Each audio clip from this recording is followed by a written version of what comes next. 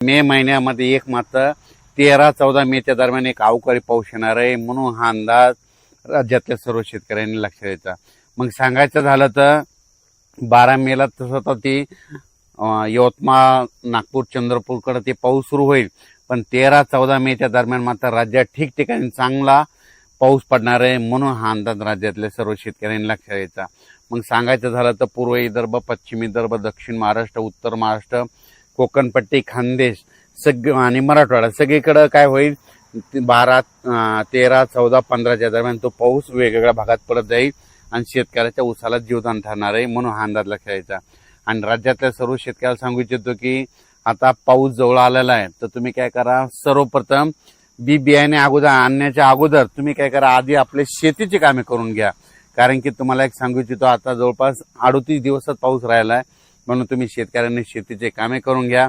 त्याच्यानंतर राज्यातल्या सर्व शेतकऱ्याला आणखीन एक सांगू इच्छितो की तर हा जो अवकाळी पाऊस पडणार आहे, काही ठिकाणी जोरात पडणार आहे, काही ठिकाणी वारं सुटलं आणि काही ठिकाणी निरंक देखील राहील, म्हणून हा अंदाज ह्या राज्यातल्या शेतकऱ्यांनी लक्षात घ्यायचा. त्याच्यानंतर यावर्षी तुम्हाला सांगू इच्छितो जूनमध्ये, म्हणजे जूनच्या शेतकऱ्याची पेरणी कशी होणार आहे, शेतकऱ्याची पेरणी 3 टप्प्यात होणार आहे. एक पहिला टप्पा होणार आहे 7-8 जूनच्या दरम्यान एकदा पाऊस येणार आहे, त्या टायमाला कापसाच्या शेतकऱ्याच्या लागवडी होत्या काही भागातल्या. त्याच्यानंतर दुसरा टप्पा होईल 15, 16, 17 दरम्यान जूनमध्ये पाऊस येईल, त्याच्यात काही भागातल्या. आणि तिसरा टप्पा काय होईल जूनच्या शेवटच्या आठवड्यात, म्हणजे 25 ते 29 जूनच्या जे पाऊस येईल त्याच्यात मात्र सर्व शेतकऱ्याच्या पेरण्या होतील, म्हणून हे लक्षायचं. म्हणजे सगळ्यांच्या पेरण्या एका टप्प्यात होणार नाहीत, 3 टप्प्यात पेरण्या होतील, म्हणून हे लक्षायचं. आणि त्याच्यातून जर काही शेतकरी उरले तर 10 जुलै ते 15 जुलैमध्ये पाऊस येईल आणि त्याच्यात त्या शेतकऱ्याच्या पेरण्या होतील. यावर्षी जेमतेम पाऊस पडणार आहे, म्हणून यावर्षी खरीप पण पीक चांगलं येणार आहे. आणि यावर्षी परतीचा पाऊस जास्त पडणार आहे, परतीचा मध्ये सप्टेंबर ऑक्टोबरला खूप पाऊस पडणार आहे, त्याच्यामुळे रब्बी देखील चांगलं येणार आहे. म्हणजे हे जे साल आहे हे शेतकऱ्यासाठी खूप चांगलं साल आहे, म्हणजे खरीप पण चांगलं येणार आहे आणि रब्बी येणार आहे. खरीप कशामुळे चांगलं येणार आहे, जेमतेम पाऊस आहे, पिकाला लागल तसा पाऊस असल्यामुळे खरीप चांगला होतो.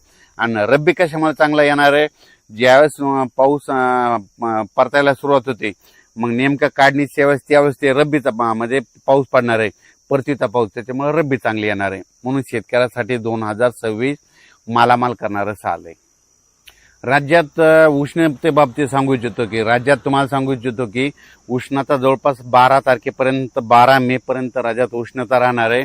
पण त्याच्या मदत काय होणार आहे, अधूनमधून म्हणजे ढगाळ वातावरण राहणार आहे. ढगाळ वातावरण राहण्यामुळे काय होतं, थोडी उष्णता कमी होईल पण मात्र गरमी वाढणार आहे. म्हणून सर्व शेतकऱ्याला सांगू इच्छितो की आपल्या पशुधनाची, पाळीव प्राण्याची, स्वतःची, लहान मुलाची, वयोवृद्धाची काळजी घ्या.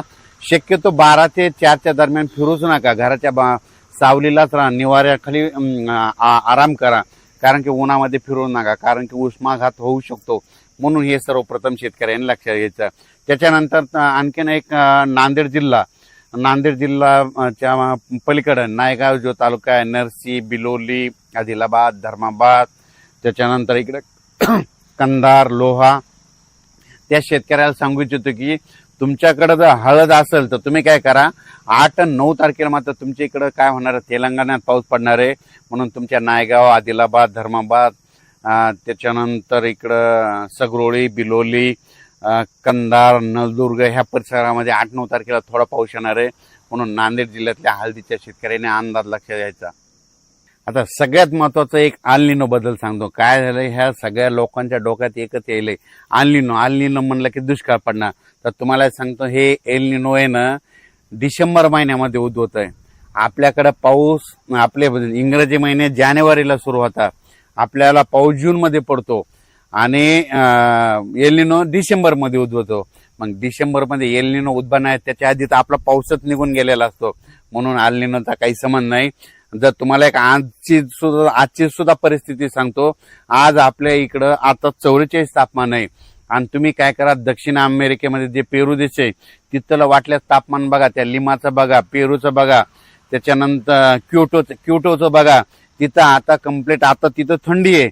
म्हणजे थंडी असल्यामुळे तिथं मग एलनिनो आहे का, काही नाही. म्हणून तुम्हाला सांगतो, एलनिनो हे काही नसतं. भारतीय हवामान प्रणालीमध्ये आपल्या भारतासाठी म्हणजे खरं वरदान कसं आहे माहितीये का, 2 समुद्र आहेत, एक अरबी समुद्र, बंगालच्या खाडीचा समुद्र. उन्हाळ्यामध्ये ज्यावेळेस समजा इथं कसं तापमान असतं त्याच्यावर मान्सूनचं डिपेंड असतं. आपल्या इकडे ऊन तापलं की त्या वर्षी पाऊस चांगला पडतो, हे सगळ्यात सर्व महत्वाचं आहे. म्हणून तुम्हाला सांगतो, एल निनो असो या नसो, दरवर्षी आपल्या महाराष्ट्रावर मान्सून येणार येतो. म्हणून हे लक्षात घ्यायचं, म्हणून हे सर्व शेतकऱ्यांनी लक्षात घ्यायचं.